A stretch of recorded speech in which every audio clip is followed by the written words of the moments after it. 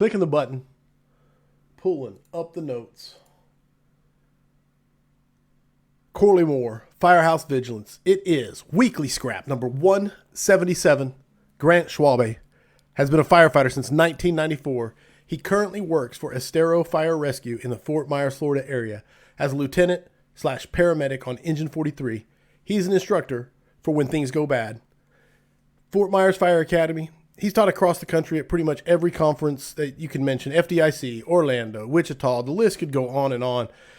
He's a regular contributor to fire engineering training community. He's been published in Fire Engineering Magazine. His areas of passion include search, engine company ops, firefighter survival, and RIT.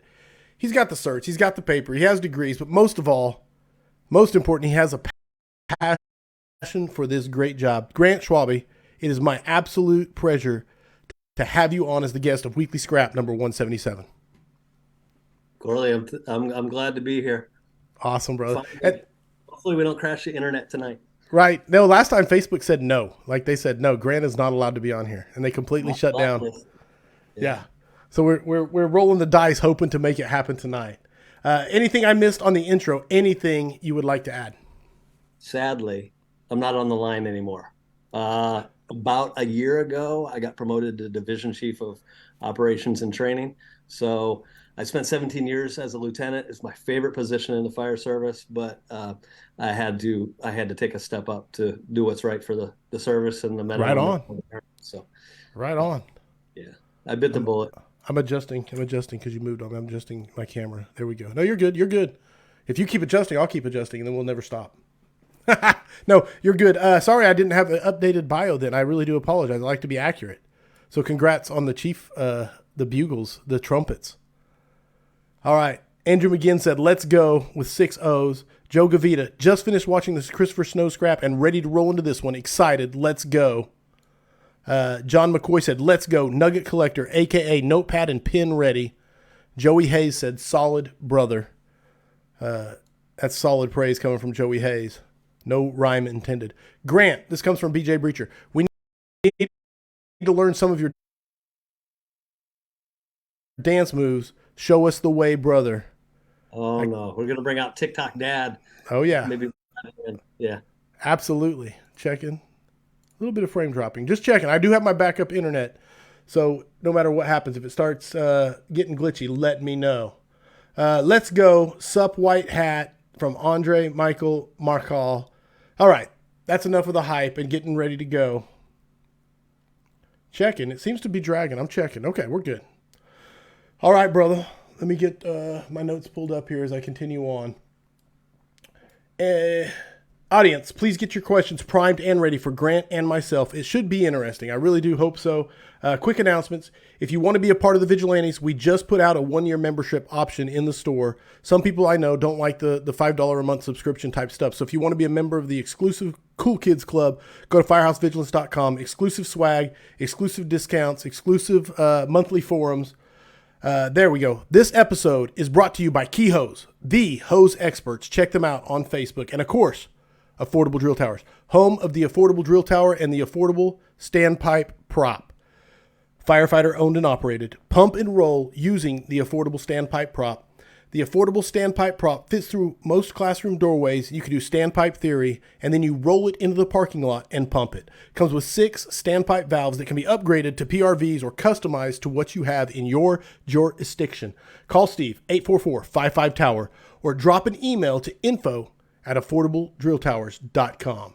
And there we go. With that out of the way, we are ready to kick it off. My friend, Grant, when you were going to come on before, I wanted to talk to you about FDTN because I've never been, but it's one of those bucket list items. You know what I'm saying? And you were fresh back from it, so I don't want to throw the topic away. I want to kick it to you and say, talk to me about your FDTN experience, your takeaways, just whatever you want to say about it, really.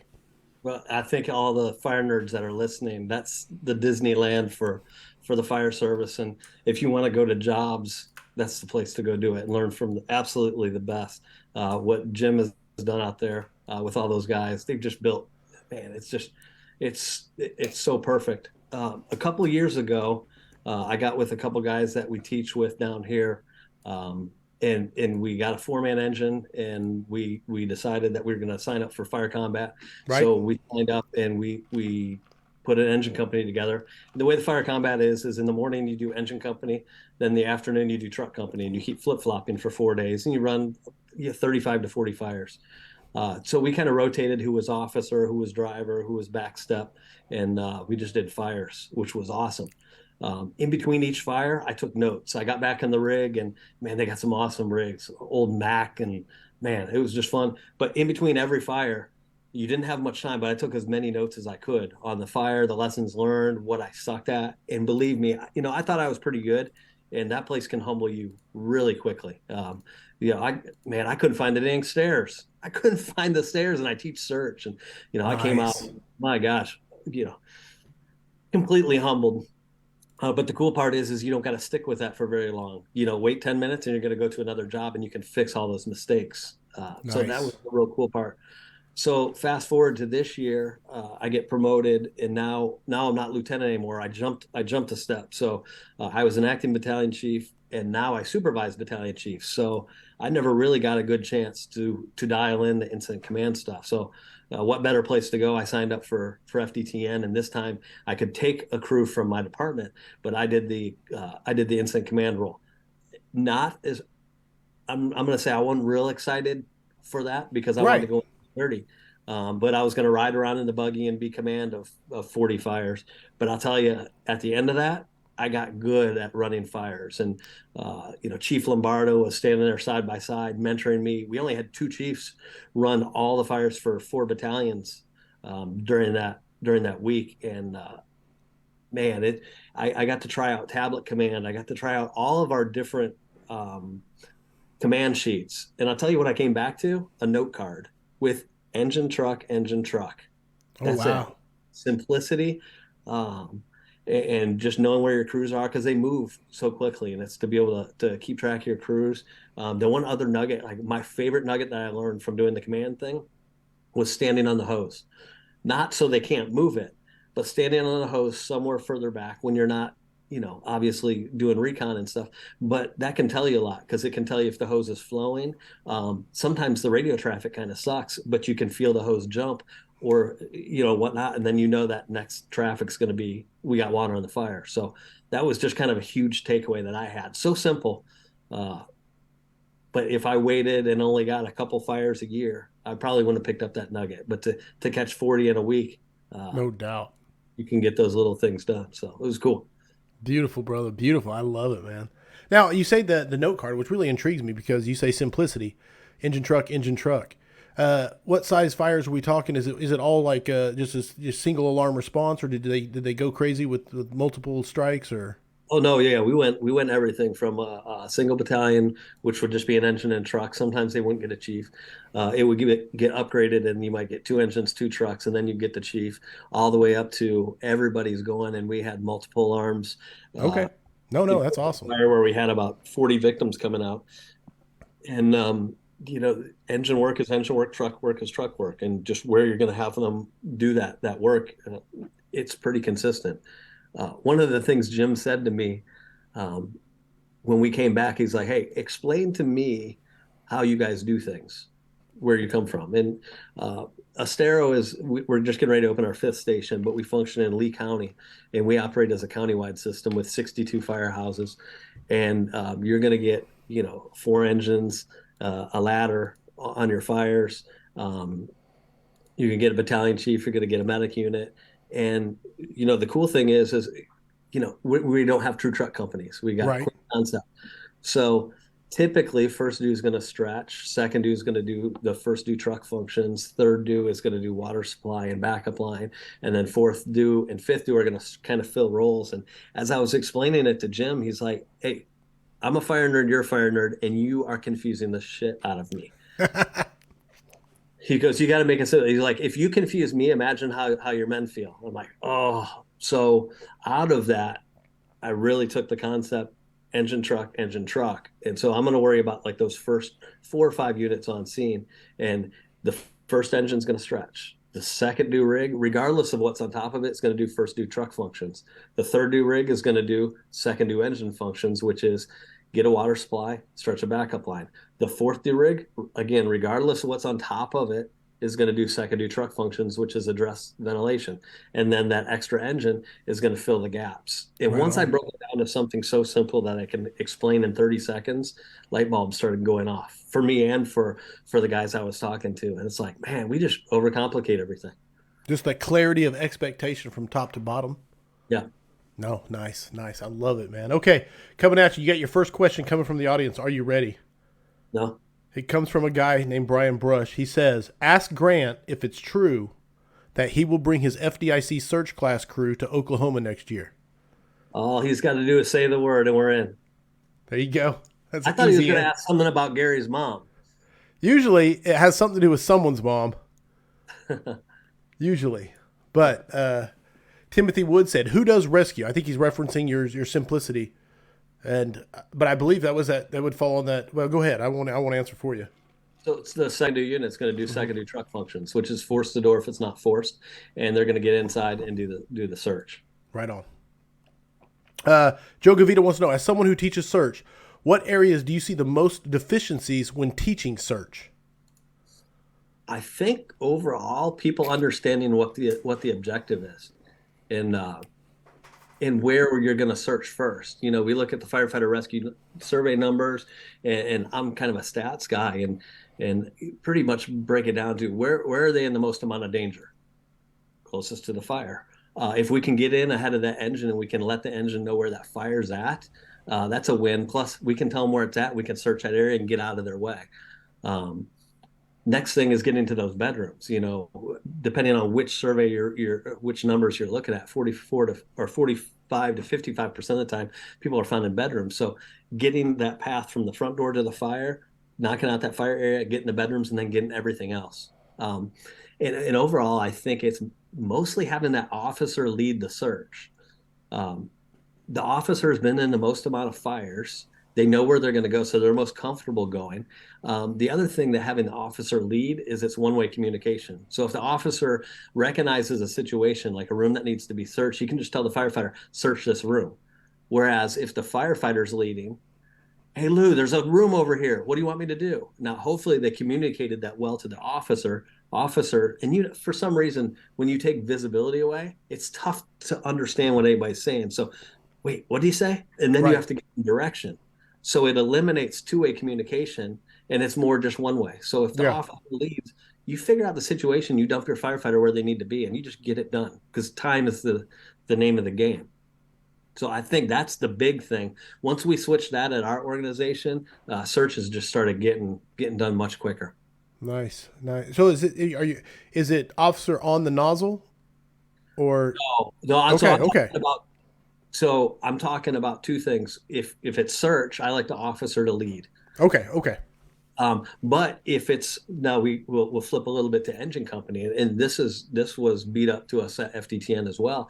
That if the officer gets in ahead and locates the fire and come back and let that firefighter on the nozzle know where it's at. Now I'm probably talking in Florida. We have a lot of one stories, so that's the majority of our work. But if I can mask up quickly while that firefighter is bleeding off the line, get under that smoke and figure out where the fire's at, I come back to that firefighter, and I don't think there's anything more reassuring to a new firefighter when the officer comes back, looks him in the eye, and it's like, hey, 10 feet into the left, we've got a kitchen fire. Let's go. Now, I know how far it is. He knows that, hey, it's only 10 feet in. But oftentimes on the short-staffed engine company, I'm doing the backup work. So I know how much hose I got to load to them, because we've all seen the guys that try to load loops and loops and loops, but more loops end up doing more problems, I think, and get it can for sure some kink issues. So I just like the officer to lead and figure out where they got to go first. Awesome, brother. Awesome. And you said this earlier. You rock an engine, and in your trucks are Quints. Yes, no. I don't want to speak for you, but they're not true truck companies, or they are. No, we don't have true truck companies. Okay. It's just engine and Quints, and I say kind of the only variable is where you're going to park them. We want to leave that. We're not doing a lot of work off of our ladders or anything, but I want guys to park them in a place where they could be used if they need to. And I think that's the bulk of the American fire service, honestly. Very few people are blessed to have true truck companies, although there does seem to be a push in that direction. But generally, suburbia America is operating ladders with bladders and going to work and going to work. Yeah. Ladders No. with bladders. Or the ladders that don't matter. There's lots of different names for them. In regards to search, does your department prefer VES through windows or exterior doors? That comes Uh, from Matthew Rozier. so if we're running 4-man rig, we're going to go, the officer and the back step's going to go in through the front door, likely, to find, and they're going to get to the seat of the fire, and then they're going to address those bedrooms and whatnot. We've got an outside team, and they'll address anything outside. VES is on the table. We don't do it a lot, but we definitely have an outside team. Right. Uh, so I think in the VES world, there's a couple reasons that we would use it. Number one, we got that 4-man rig, so we're going to descend on that house like a SWAT team. We're coming from the inside, we're coming from the outside. As Colony would say, we're coming to get you. Um, Other instances when we might use VES would be if areas inaccessible. So maybe we've got fire blowing out the front door and we can't make access. We'll make our own door. And I like what Mick Williams said is we're just that's our point of entry, but we're going to search as far as we can from that Right. point of. Right. And then the last thing that we might use VES for is if right before we go defensive, only to try to clear those tenable areas that might not be we might not be able to get otherwise. Right on, man. Right on. Kyle Romigus, Smooth McGartel, is chiming in, logging in, taking care of that. But it's my fault, Kyle, I'm sure, because I moved it on Grant, and I probably didn't tell you that I moved the date. So I'm sure it's me. Yeah, John McCoy said the rock star is here. So absolutely. Love it. Expanding the comments. Okay, back to my notes. Search class. We're talking about search here. You will be the same person in 5 years as you are today, except for the people you meet and the books you read. Man, I went through your PDF of your class and I took out things that I really loved. And this quote from Charlie Tremendous Jones, man, I absolutely love the quote. Talk to me about it and what you talk about it in the class. Basically, in the class, if they hear something that they've heard from someplace else, it's probably because I got it from someplace else. Right on. If I'm going to limit what I know as a person to my own experience, I'm missing out on, man, like so much. So I've sat in classes with you. You sit front row and you're taking notes, and I've been a student of the fire service since as long as I can remember. I've got so many mentors that I've learned stuff from. So if they hear something, I'm just kind of a man. They all poured into me, and I got nuggets from everybody, and I don't take credit for any of those things. Awesome, brother. Awesome. And I love that, man, because I tell people all the time, absolutely nothing I teach is original or new or anything of my own creation. It's simply my take on stuff that came from people so much smarter than me that I was lucky enough to listen to or read about or be taught from. Things that derail us from the mission. Oh, so that kind of is part of the reason why I took this job as chief and I'm not on the road anymore. Some of the things I was so frustrated about, I didn't have control as a lieutenant. I didn't have necessarily control over our SOGs. I didn't have control over if a battalion chief didn't assign a search company before he assigned a RIT company. I didn't have control if the IC said we were told everybody's out, we're not going to do a search. Right. So many of those things. But now in my position, that's a non-negotiable. Look, we got enough stats that we know we need to get in there. We need to get that search done in the first 10 minutes. And then we need to practice it. So, it's chiefs can derail us. So I challenge I know probably more than half the guys that are listening say, I'm never going to be a chief. I'm a backstepper for life. At some point, you might need to step up, bro, because the more of us that are filling those roles, Yes. we're going to break down those walls. I mean, I'm so honored. Like, you look around and you see all those hard chargers that are now in the chief's roles. Chief Isaacson's been a chief for a while, but Chief Brush, Paul Capo is a chief now. You start looking around and like these guys that were the people we wanted to be are willing to take those spots. So we just need to multiply. And then all the Absolutely. things we complained about, hey, it's us. So if we don't get it done, it's us. But Preach it. other thinking about you think about like you know, everybody thinks that nobody is going to make the grab. That is like a 1 in a million shot at winning the lottery, that you're actually going to get your grab. I know, you know, through the firefighter rescue survey and the information Chief Brush is putting out, you know, we're getting 10 grabs a day. That's not the lottery. That's way better. Mm-hmm. You know, you ever buy a car and you never notice how many cars are on the road? That same car. My wife bought a Telluride, and I never noticed how many Tellurides there were until we bought a Telluride. And I feel like it's like that with search. Once we start looking for it, grabs are everywhere. I had 1 week where I knew of 5 people that got grabs in a week's amount of time. And I'm not talking about like just Facebook friends, but people that I have regular Right. conversation, Right. um, which is just the coolest thing in the world. So, you know, pay attention to it and get it done. Along that line, Jim Platt asks, congratulations on the promotion. With your years as the training guy, how did you keep from becoming discouraged with pushback that comes from trying to keep training fresh while keeping the basics brilliant?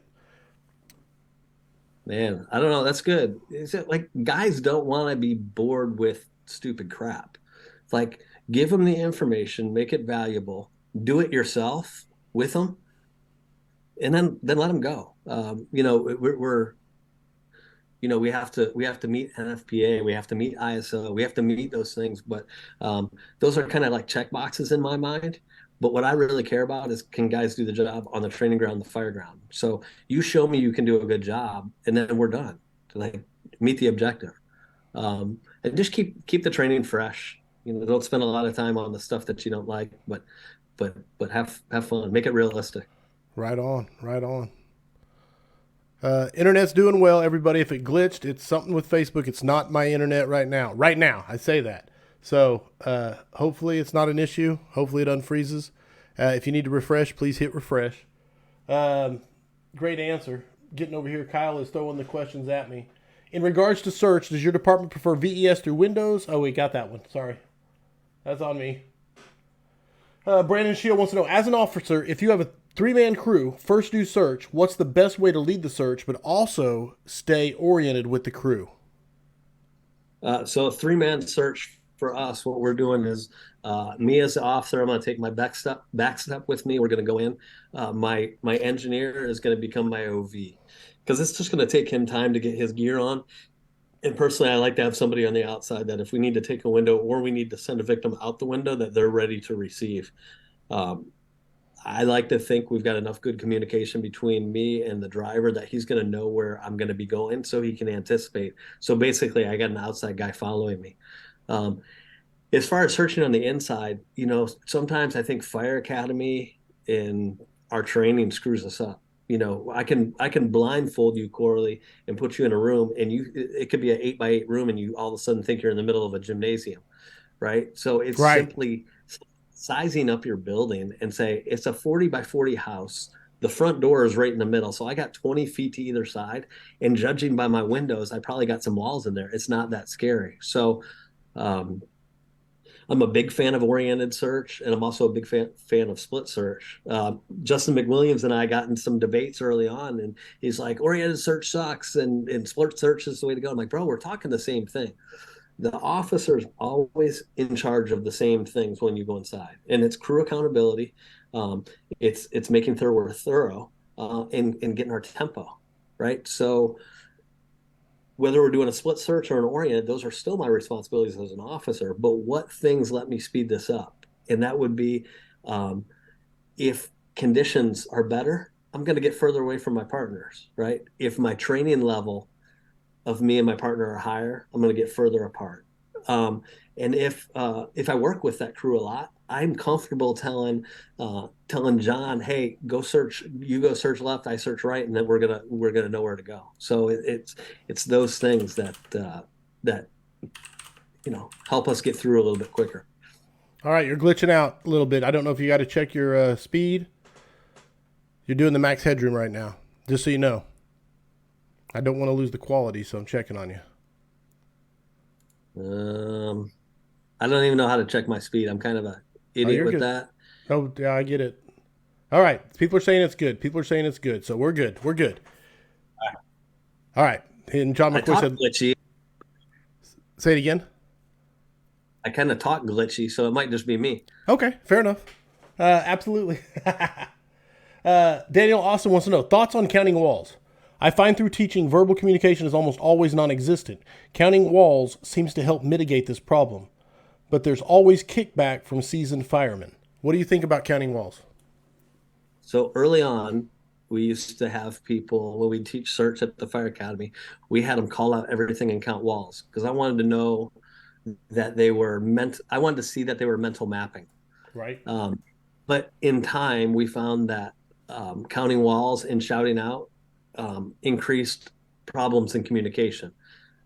Problems in communication slows the search down. So I'm not a fan of talking unless we need to talk. The speaking that we should be doing is fire department, is anybody in here? And then you got to shut the heck up and listen because a lot of times they will answer, or you'll hear breathing or coughing, right? So if we talk too much, we're going to miss that stuff. I like counting wall. I'm a big fan of Aaron Fields and having a way to communicate. So when we count walls, I learned this from Skip Coleman. When we enter a room, it's wall 1, 2, 3, 4. What does that mean to me? It's a way for you and I to communicate. If I've got a window on wall 2 or I got a victim on wall 2, it's a way for me to communicate back to my officer rather than, hey, I'm over here. That's the other thing. As an officer, when I call in, I'm like, hey, John, how you doing? I don't expect, like, good doesn't tell me anything. Or, John, where are you at? Over here doesn't help me. But if I go, how you doing? Wall 4, what does that tell me? That we're almost done with that room and we need to move ahead. So I like having that. We need to have an established form of communication on the front end, not that we're going to use it on the inside. Because I'm on wall 1. I'm on wall 1. Sounds a lot like, I got one. What? You got one? No, I'm on wall 1. And then it starts that domino effect of stupidry. Real quick, when you say counting walls for people who aren't familiar, do you start window is wall 1 or first wall to the left? Wherever you enter, if you're going left-hand search or right-hand search, it doesn't matter. The first wall you come to is 1, Okay. 2, 3, 4. And so as you come around, most rooms are going to have 4 walls. Right. Right. So if you say I'm on wall 4, I know in my head you're almost done. If you're on wall 1, you're just pretty new into the search. Right. But that would also allow me, if I'm the officer, I dump my fireman in and then I take a quick look on the tick. And if I see something, I could be like, hey, John, you got bunk beds on wall 2. Otherwise, how would I even say that? John, you got bunk beds over there or over where? We need to have a way to communicate. We just shouldn't be talking all the time. No, I love it, man. Yeah. Matt Donnie says nonverbal communication is money. Breathing, sliding, and knocking shit over works well for me. And Daniel Austin also said always clockwise on the numbering. It's always clockwise. So just to be clear on 1, 2, 3, 4. Yes. I don't go clockwise. I go the order of where I'm going. Explain. So on the outside of a building, it's always going to be clockwise, Alpha, Bravo, Charlie, Delta. Right. On the inside, I'm simply going the first wall I come to, second wall, third wall that I go to. Because my search might be left hand, my search might be right hand. Okay. If I say I'm on wall 1, but I'm going on a left hand search pattern, it adds to confusion. I'm not the smartest guy in the world, so I just prefer. No, I just want to be clear when we're talking about it and discussing it, so everybody out there can figure out what they want to use. Because I see the benefit of always clockwise, and I see the benefit of numbering it the way you number it. The first wall you come through is number 1. As long as everybody on the fire ground is on the same page. Because my man Robert Ramirez just chimed in, and it's timely because he says as stress goes up, talking goes up, communication goes down. Common fire ground language is imperative, and that's what we're talking about here. And I think that's very strong. Well, you brought up a good point. Always clockwise, or always like a left-hand search, or always clockwise. And when I start looking at when I hear that from people and say, "Hey, tell me about your fire department," and they're like, right. All right. So first truck searches from the front door, second truck searches from the rear. Okay, so if a left-hand search always or clockwise, that makes sense. So that way you're not right on top of each other. Because if you go left in the front and they go right in the back, it's going to be jacked up. So needing to try to figure out, all right, where did that come from and why? Because you can't take those tactics without knowing the whys and put them in your department. Beautiful, beautiful. And as long as you have the common, like between Grant and Robert Ramirez, we'll have it fixed in no time. Uh, Preach it. Chris Connor said, preach it, Grant Schwalbe. Oh yeah. John McCoy said, talk. Oh, sorry, go ahead. I was saying oh yeah, Chris. John McCoy says, talk about RIT. Your opinion where you feel like departments can improve the most in your teachings, experience, and fire career and training drills. How can we improve the most? Shoot. I think the first thing, being a search guy first, is I don't like Rick getting assigned when search hasn't gotten done. That kind of drives me nuts. Let's put more people in the building and get the job done. If you look at the stats on who's making grabs when there's a firefighter down, it's usually a firefighter in the area. So I like getting people inside. Right. Project Mayday, Don Abbott's work. Yeah. Yeah, sure. And other than that, I think RIT might, the simplest thing is I think we think we're better than we are. So I love to do some RIT drills where all you're simply going to do is stress yourself out a little bit. So we'll put people on assault bikes and make them do a little bit of a workout because that will be where their heightened level is and their level of fatigue. And then go in and just try to package a victim and a down firefighter, silence the pass device, and bring them out. Sometimes I think people think we're awesome. We're going to do a bunch of crazy stuff and keep it simple, stupid, and and just practice packaging a firefighter under fatigue. It's not that easy. Right. No, I love it, man. Got it there, got it there. Pulling up the notes eventually. Man, why we suck. Why we suck. I'm trying to think of what I want to throw at you, but why we suck, man. Tell me why we suck. I think we think we're better than we are. Right. Because we talk a big game, and a lot of people think training is just talking about it at the kitchen table. We actually got to put our gear on and do the skills. And man, I love seeing officers and senior firefighters not afraid to put on their gear and fail in front of somebody, especially one of the younger guys. You got to show them what the skill is before you can expect them to do it. And if you can't do it for somebody, either you suck or the skill is not legit. Right on. So we got to do that, and then just look around. So we don't even our training. Like, look at the majority of training buildings across the country. Are they set up anything like your houses in your district? Absolutely not. So how in the heck are we training our people if our buildings that we train in don't even match what we're going to? That's horrible. And you're talking layout right now. You're not even talking like fuel conditions or fire conditions. You're just talking strictly layout, correct? Strictly layout. Right, Yeah. right. The disconnect is. Yeah. I mean, stop worrying about what NFPA says we got to do about these training buildings. Just build something that mimics what's in your own district. I mean, for us in Florida, we got 1 and 2 stories. We got split floor plans. Do a bedroom, bathroom, bedroom. And have door swings be the correct way.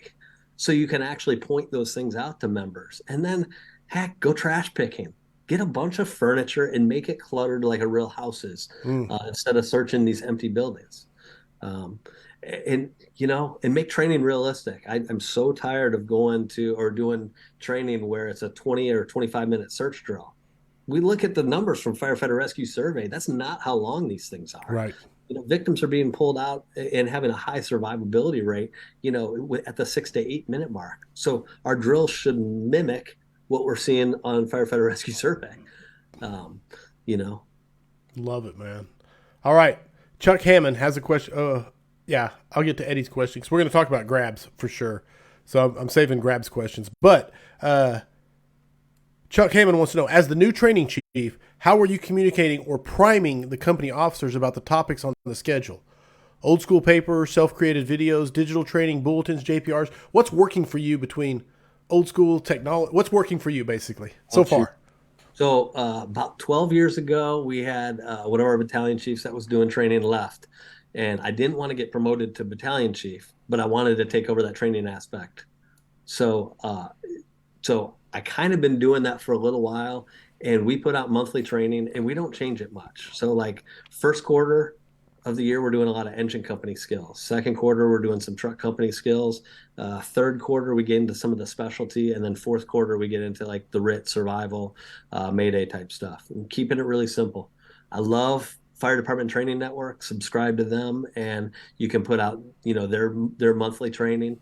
It doesn't always coincide with what we want, so I tend to stack about a year in advance, and then I'll just use the articles. We got Engine Company Month, and it might be an article from Tim Clutt. Uh, you know, so we try to do that. So we do a little bit of self study. We developed a manual that we'll talk about at some point that we try to use as our material. And then I do a lot of stuff on, I know the nasty word is vector solutions, but we use our vector solutions for capturing the training, not necessarily, we don't use any of their canned programs. But the real cool part is you can upload your documents to there. You can upload training videos to there and send it out to the crews, and they get it. So my, All right. my idea, It's my on me. idea of training is kind of like we send that out. They got 4 things a month they got to do, and then once a month they have something hands-on that they got to do. All right. One sec, Grant. Small freeze while I switch internet because it is definitely freezing for people. So 1 second. Yeah.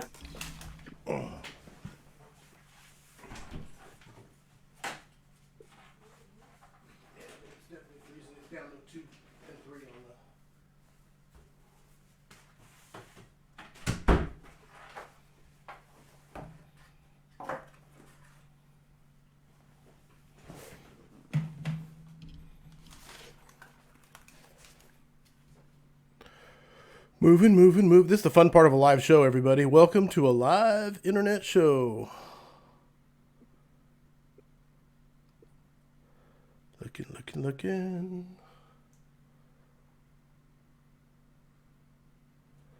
Come on, baby. Come on, baby.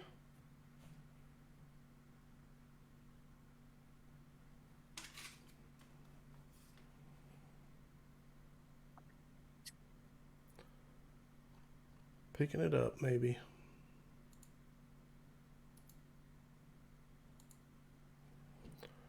Do. How's the free? How's the? It's back. Close and reopen. I'm checking the speed test.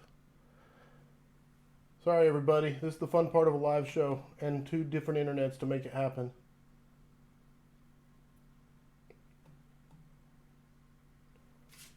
All right, we're moving on. Everybody says it's good here. Okay, guys, we're moving on. Thank you for the. Are you there, Grant? Yeah. All right. Making sure. Okay, let's continue.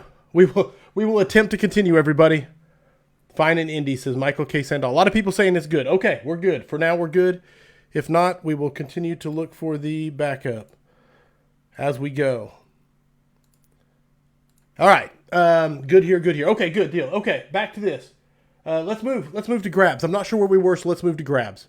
You've been doing the grabs. This comes from Eddie Robertson. He goes, you've been doing the grabs podcast for a while. What are your biggest takeaways or eye openers from those stories? Shoot. I don't know. I mean, tonight I recorded episode 100. Nice. It should be out in the next couple of weeks, which is cool. The simplicity of the grabs. Most people that I talk to, I have to convince them to share their story. They're like, it was really nothing special. I just went in and did my job. Like, that's the mess. I'm not looking for, the firefighter of the year thing. All I'm looking for is share the story. What's your search culture in your department, and tell us about that firefighter thing. There in every grab, there's like 1 or 2 or 3 takeaways. And now that we've done almost 100, we've done 100 of them, man, the cool part is to hear grab stories when the guys are like, hey, I remember this from one of your grabs. So I called out and somebody answered. So it's nothing I'm doing. It's just people willing to listen and to share their own stories. And man, it's happening organically. And the message is what it is, No, and it's strong. And first of all, I want to say congrats on 100, because that is a huge, huge milestone. And a lot of people never make it to 10, let alone 100. So congratulations, because I know the kind of work it takes to get there. Well, it's not as polished as something like this, but we record it quick on a half hour on Zoom, and I don't do a whole lot of edits. I don't have fancy sound equipment or anything. It is what it is. But uh, as long as we can get them out, that's what's important. No, it is the knowledge is what's important, man. Absolutely, man. Okay, on the Grabs podcast, so had some things I wanted to ask you, and I hate this question when people ask it of me. So of course, I'm going to ask it to you. Do you have a favorite episode so far? I don't. It's probably the one that I just recorded. Right. I'm done. I listen to something, and I have a lot of people that'll text me or they'll say, "Hey, what about this one?" And it's tough to go back and remember that many. So I try to include it in the show notes. But man, there's just so many good episodes, and uh, yeah, I take little nuggets from every single one of them, and that combined is what does my search class in the classroom, and it's what I take in the when we're teaching the hands-on. Like I said, if you were going to come to a search class and just soak up what I've experienced, you would be sad. You would be. It may lock up for a second. We are swapping over to the Wi-Fi.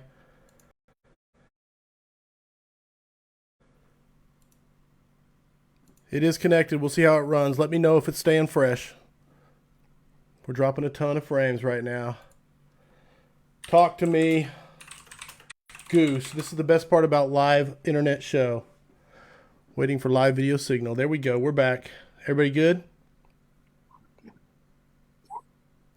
Talk to me, Goose. Am I Goose? Yeah, everybody. Anybody that will reply will be Goose at this point. All right, we're back. People are telling me I actually switched off the cable. All right, we're off the cable. We're off the Cox internet. And yeah, we are on the hotspot. So here we go. We'll keep going. They say we still got it, so we'll keep going.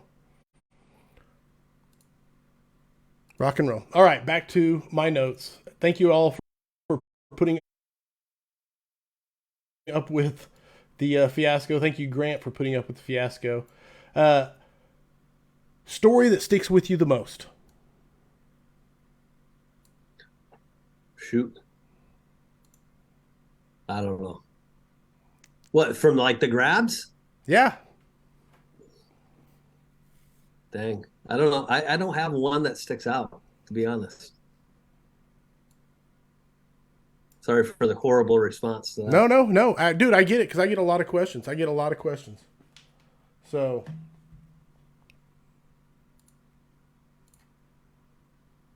testing. Brandon Shield. So frustrating. I don't know. I don't know if it's live or not. I'm just trying to wait to see what people say. Oh, so frustrating. Not a frozen. Be right back.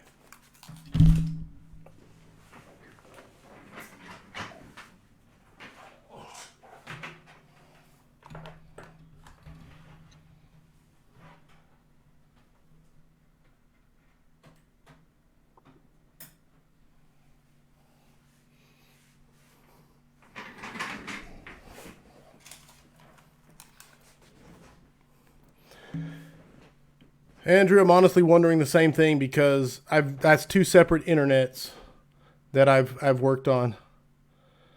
So I don't know. It's just frustrating to see it lock up. Okay, we're going to keep continuing, and I will. For people who aren't watching it live, they'll get a good version on the recorded version. In theory, no favorite story. So, what is a theme or repeated takeaway you have from the show? And I think you kind of answered this in the fact that the basics work. Yeah, just keep it simple. Staying low, shutting flashlights off. One thing that I love is, and I think most people have probably experienced this in their career, but it's you don't all sometimes search the room before you put water on the fire, because water on the fire doesn't always make it better. Sometimes it screws up that visibility. You lose that glow. So And then in the end, have a plan to get the freaking victim out. It's not going to be anything fancy, but that doesn't mean we don't practice a couple different options. Right, right on, right on. Uh, white legs. Uh,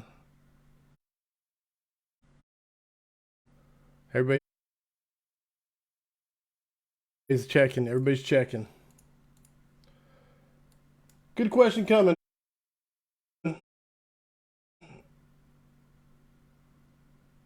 Need that? Yeah.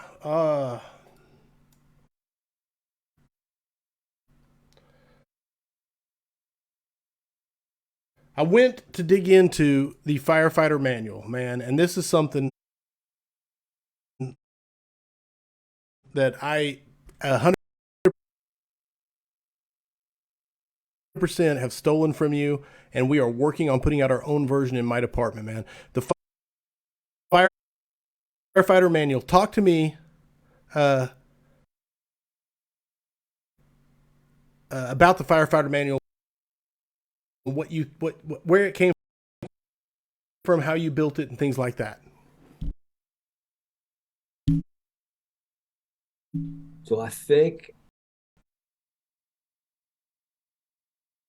a couple things. Uh, just like everyone else, I'm frustrated with the fire techs that are out there. IFSTA and all that stuff, it doesn't fairly represent what we're trying to do in our own organizations or what we are doing. And then a good friend of mine, Ben Schultz, he went from West Metro over to West Palm Beach, and something stuck in my head. That man, that whole first year, that dude was studying like crazy. And if anybody knows Ben, the dude's just brilliant. Right, But he studying. And then, right now he's studying for lieutenant's test. right, And he told me, he's like, hey, um, there's a couple times in somebody's career when they're actually going to put forth time and study what you put in front of them. And that's when they're new and they want to get off probation, or when they're studying for a promotion.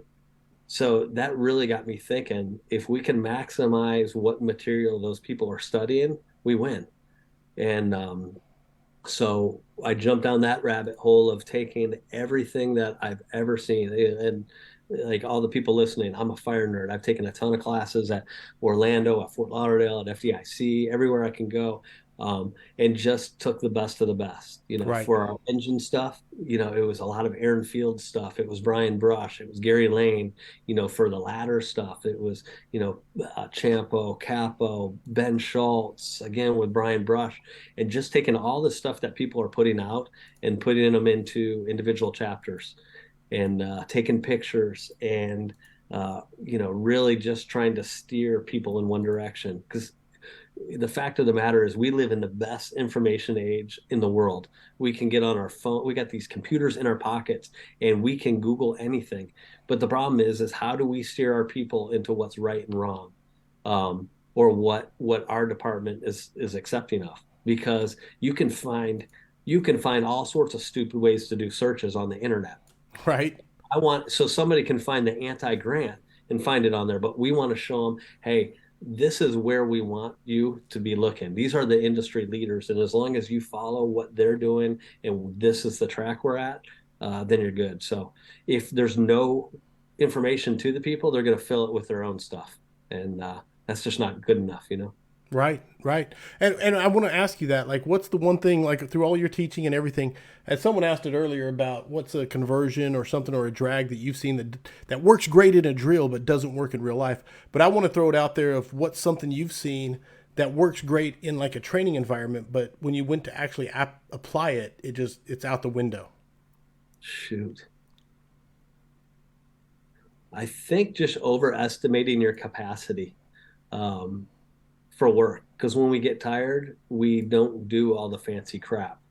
So it's break things down to its simplest state, and then work on those skills. And I love how Fields breaks that down is break down the skill into its individual spots, and then how it relates with other things, and then how they relate in the big picture with other, uh, with other fireground activities.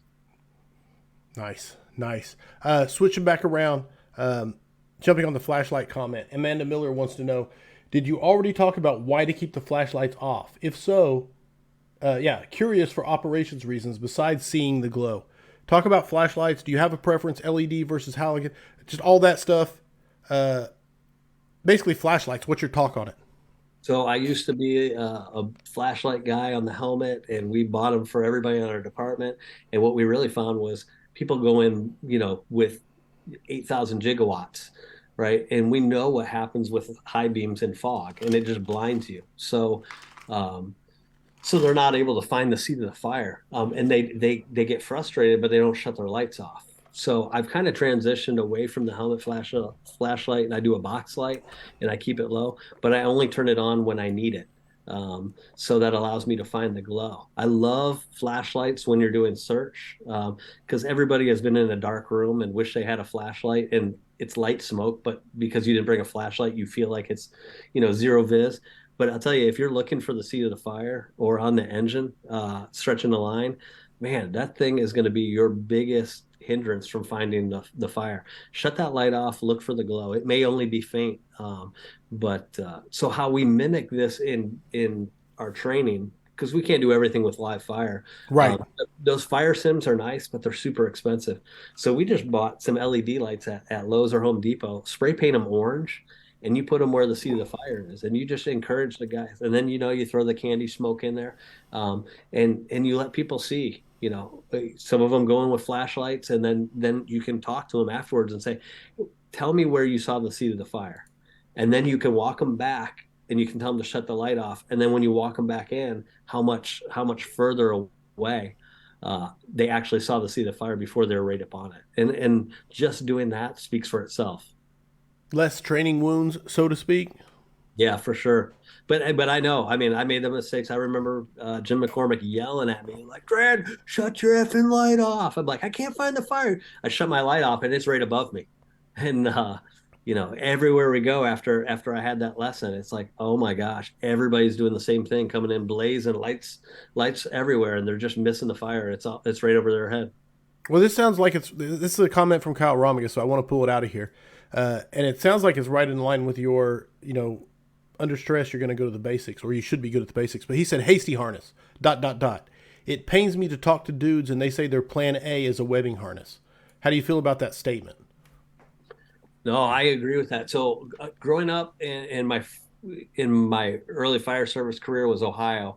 I went to fire school in Columbus at Reynoldsburg, and man, they do webbing harnesses, hasty harness. They actually do the girth hitch, and that's like the go-to move up there. And a lot of guys are really good with that. I remember there was drills in the fire academy where you had to do that blindfolded and do it quickly. Problem is we just don't do it enough. And I really like the leg drag if we can, keeping their airway down. I like the arm drag. I hate that the combat challenge drag where we get them up high. We're getting their airway up in the smoke. But I don't know about you, but man, I've seen a lot of dudes trip walking backwards, and I've Right. been victim of that. One of the grabs I remember, actually, I think there were a handful of them, where the guys were talking about doing that fire combat drag backwards, tripping over something, and then the victim is actually on top of them, pinned them. Um, we keep the victim down low, and then if you get tired, you just let go. You Right. let go; they're already on the ground. You can reposition and whatnot. So just keep them dirty drags, as Justin would say. Love it. Love it, man. Uh, Low beam, oh yeah, okay. Amanda Miller said chest flashlights have been the reason down firefighters have been found. Seems there should be some kind of low beam option or some kind of answer other than going dark as default. So I don't know how you feel about that. BJ Breacher said I don't dirty. know. Go I, ahead. I can't speak. Sometimes when I hear something like that, I feel like let's look at the real numbers and see if that's really how we found them, because there might have been a lot of things going on at the same time. Like the pass alarms going off or knowing their last known location. So whereas there might have been a light there, I don't know that it's, man, I don't know. No, I love it. I love it, man. Dirty all the way. Leg drag from Amanda Miller. Dirty all the way from Sandala. Smoothbore Cartel chiming in with the all caps facts. Always good to hear. Robert Ramirez says, whenever you start to reach into your pockets in zero viz, their survivability and yours start to decrease. Yeah. And he said, great job, Grant, by the way. That comes from Rob. Love Rob. Let me see what else I got. Easy to love macho. All right. What is your favorite thing to teach? I love search, but I love teaching the lieutenant position on the hose. I think it's something that we don't talk about much. I spent the majority of my career as an engine boss, um, and I think it's real important that we find the seat of the fire for them, we get them loaded properly, and that we don't leave that firefighter, especially a new firefighter, going that last 10 feet to make a fire room, and we got to go back to the front door to get more hose. So I really love that's kind of that aha. They're gonna while I love search, it's not like they see it's not like they make a grab every day, Right. right? But Right. when you teach that hose thing, it every stretch goes better. Nice. Nice. Okay. I kind of dipped into the 5 questions there, so I should have been more careful in my question. But engine ops, I see you reference Hick's law. Explain what that means in your engine operations class. Hick's law. Too many options. When we give people too many options, it takes them a long time to figure out what they're going to do. Uh, I sometimes I use the example like we're in a classroom and all of a sudden there's a ninja that comes in the back of the room and he's gonna cut Corley's head off. But Hey. you've got 5 guns in front of you. Decide what you're gonna do, and you got to pick which gun you're gonna use, right? But if you only got one gun there, it's simple. You're gonna pull the gun, you're gonna shoot him. We're gonna save Corley's life, just like Yeah. that. Ideally, yes. Um, So it kind of the same thing with engine ops. If we give people too many options, we give them too many hose loads they can pull. We give them a selectable gallonage nozzle, and they got to select how many GPM there's going to be. That's just too many options. It should be like big line or normal line, right? Open, close. Love it. You make your stretch. It just let's not complicate things. Love it, man. Hick's law. Absolutely love it.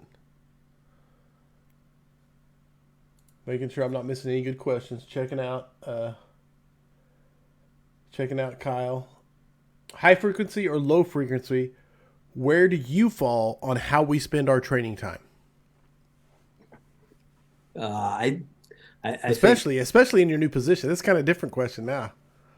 no, I feel like we've done the same, at least in my department, as long as I've been doing training, we just do the same things. We do, 3 months of engine company, we do 3 months of truck company, we do 3 months of those like specialty things, and then we wrap up the year with the written survival. So, but we spend a ton of time. Like January's for us is rig to door.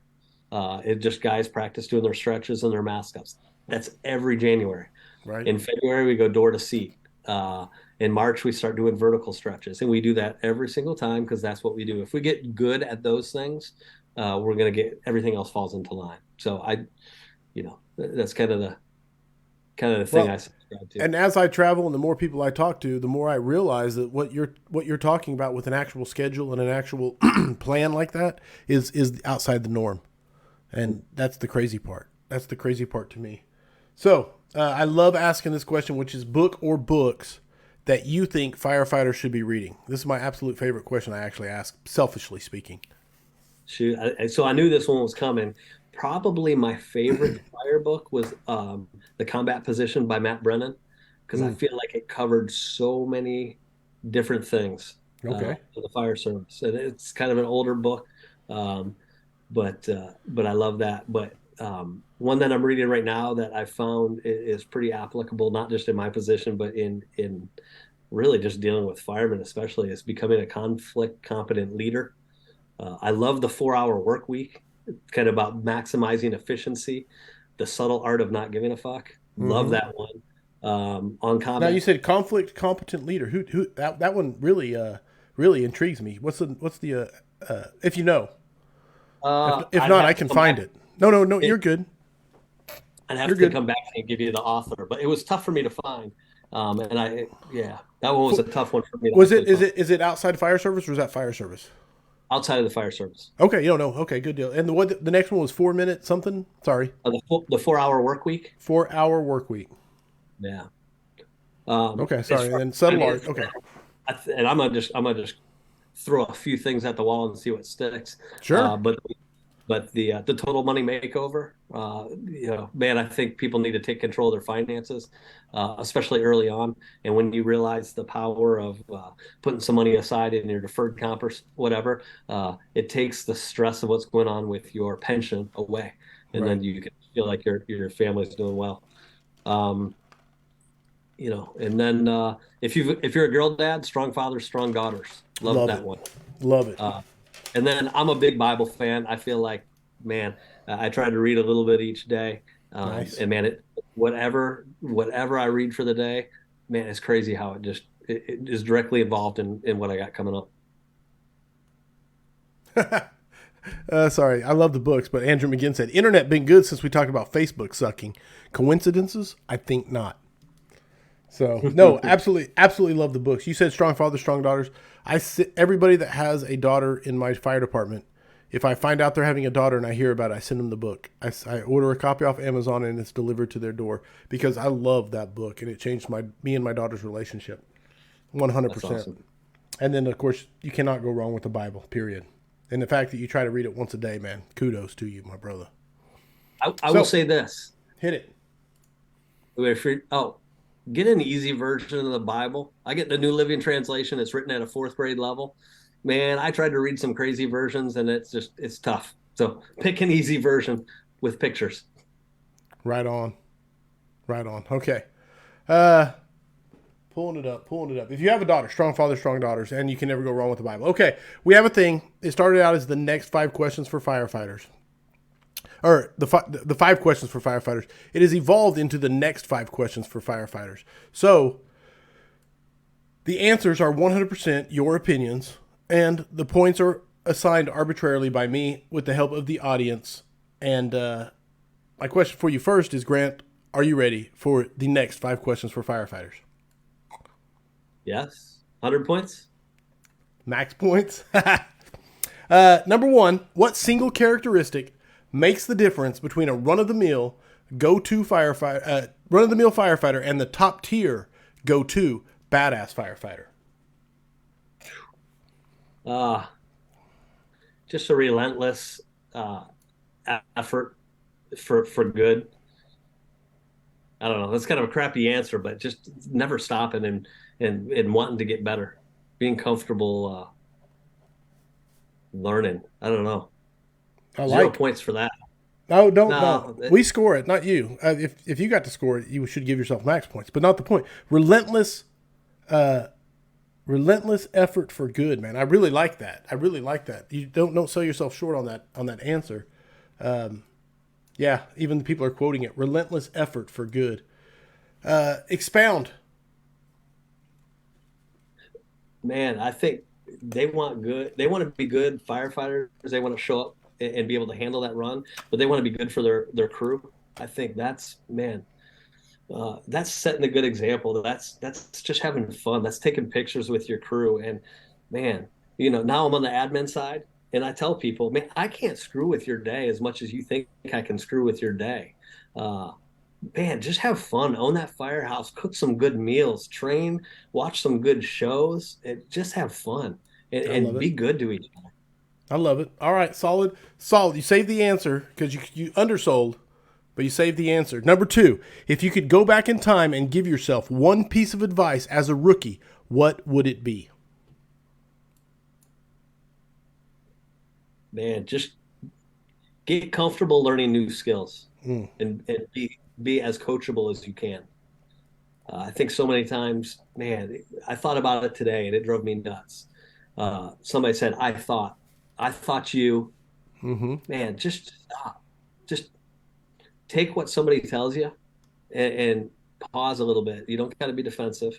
Uh, man, just soak it in and get better. No, and that all stems from the ability to have humility enough to realize that you need to grow constantly, dude. I love that answer. Get comfortable learning new skills. Man, be coachable. Yeah, John McCoy, absolutely. No, max points on number 2. That's an easy max points. Number 3, what is your favorite training drill? And this is the one I kind of ruined by stepping on with my earlier question. So, easy toss to you, basically. What's your favorite training drill?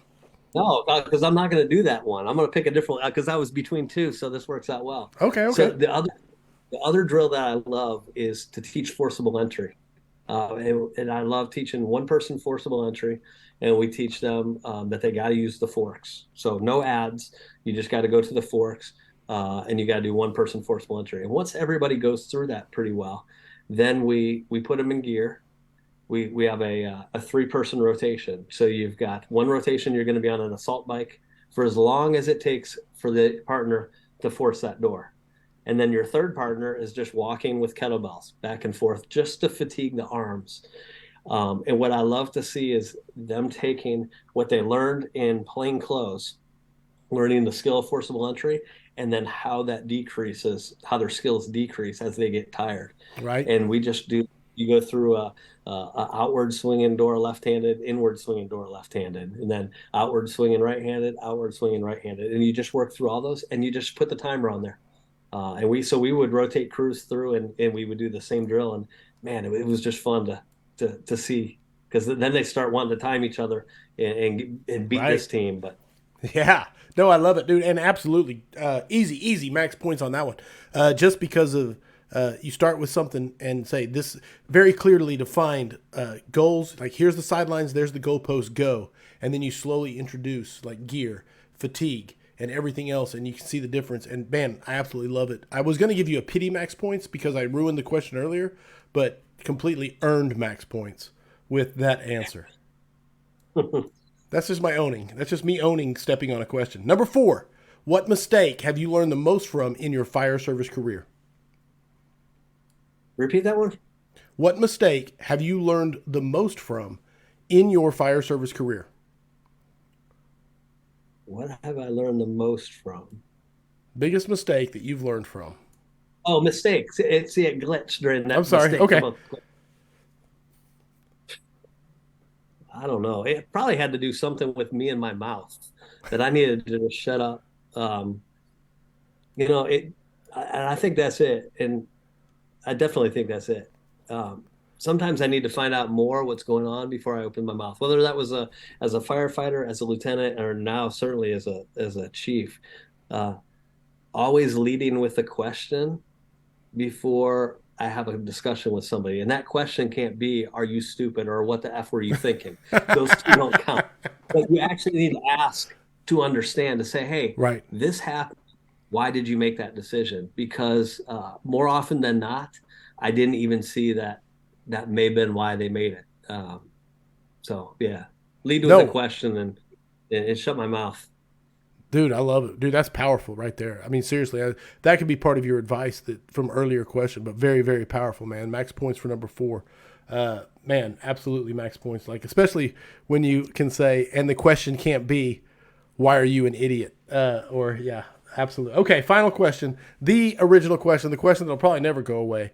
And I want to know what your answer is. Heavy fire and searchable space, because usually through the scrap, I get an idea of what people are going to say. But heavy fire, searchable space, would you rather be assigned to the nozzle or first in on VES? Yeah, VS.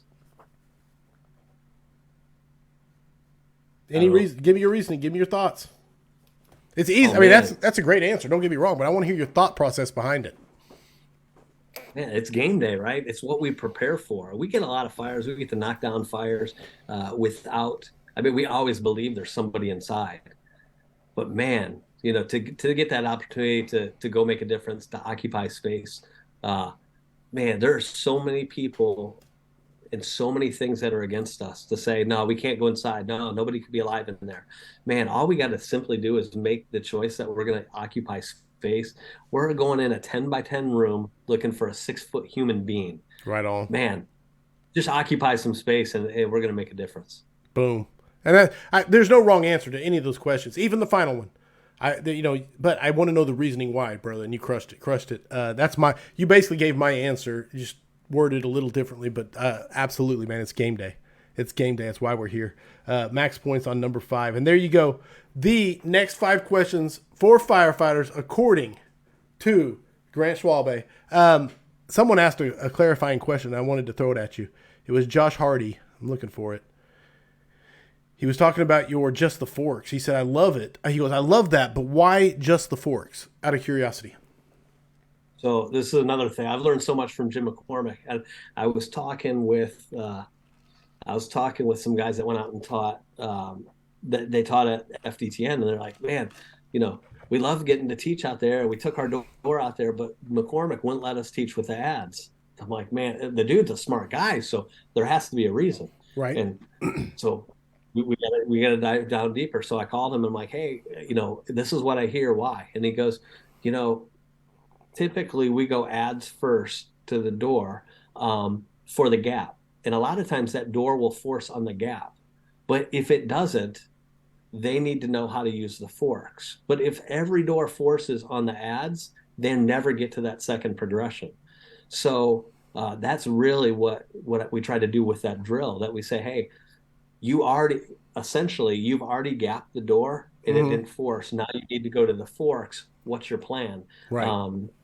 That I want to see they know how to use the forks under fatigue. And you've all seen the people that walk up to the door and they're doing that twirling baton because they can't figure out which way the thing goes. If you can figure out how the forks works when you're tired, you're going to win. Right. Okay. No, great answer, man. And there's your answer, Josh. That's not a grant. That's a Jim McCormick thing. So I stole that from him, and it seemed to work out well. Really, really good person to steal stuff from. I can say that. Yeah. I can't think of anybody better to steal stuff from, honestly. There we go. That officially makes it 177 scraps in the books. It was a long time coming, and Facebook even tried to crap on us tonight, but we made it through. Thank you, audience, for putting up with the little glitches here and there. Hopefully it was not too terrible. Grant, man, thank you for putting up with my Facebook not letting us have it, rescheduling, and then finally making it happen in 2023 here.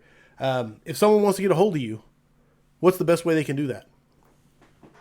GrantSchwalbe@gmail.com. Find me on social media. Shoot me a text, 239-898-0843.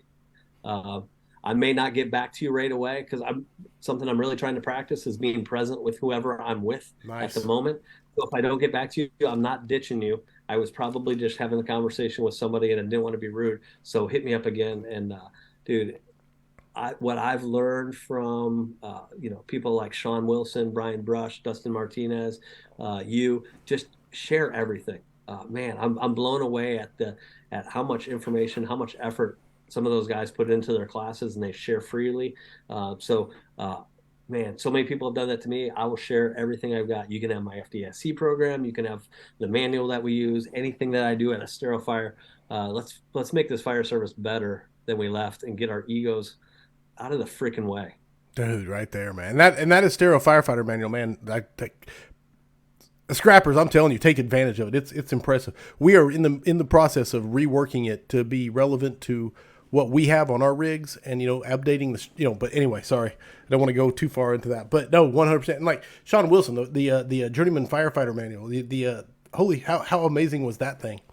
Oh yeah. No, everything you said. Okay, housekeeping. Go to firehousevigilance.com. Man, the Vigilantes. Man, if you're not a part of it and you want to be a part of it, if you want to be in the group that influences the scraps, I don't even think I got to some of the stuff. But anyway, not the point.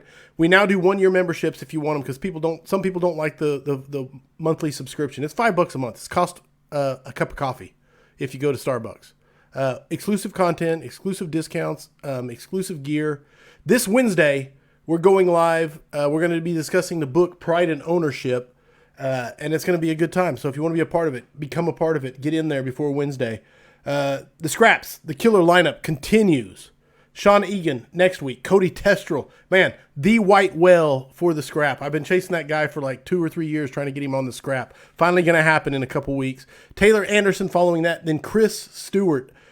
I'm telling you, man, it's a killer lineup. 2023 is shaping up. Tonight, Grant Schwalbe. Does it get better? I don't think so. Everyone, stickers. If you want stickers, rate the podcast. Rate the 9Ls. Send me a picture of rating anything 5 stars. Don't give it 2 stars. Rate it with 5 stars. I'll send you stickers in a heartbeat. I'm not above bribing people. There we go. All housekeeping done. My brother, Grant Schwalbe, thank you, my friend, for being on here and being such a phenomenal guest tonight and sharing your evening with all of us. Oh, thanks for having me. I'll see you soon.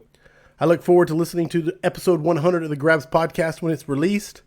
Audience, you make the scrap magical. Thank you for all of the insightful questions, all of the putting up with the internet glitches and Facebook hating Grant for whatever reason.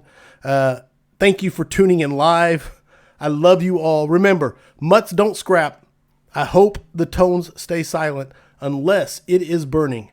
Everybody, stay safe out there.